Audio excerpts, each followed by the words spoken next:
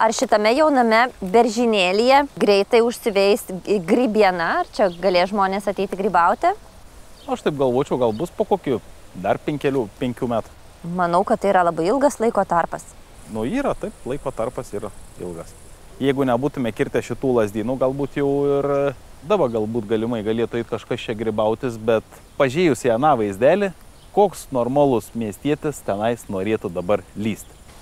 Žodžiu, didesnė vertė išvalyti mišką ir padaryti kokybišką medį, duoti jiem erdvės, saulės, negu kad palikti bakūžyną.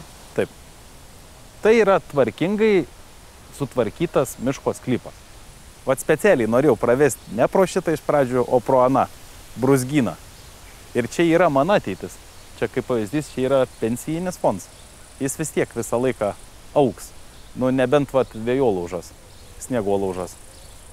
Lemba gražu, pats žiūri, negali atsigražyti.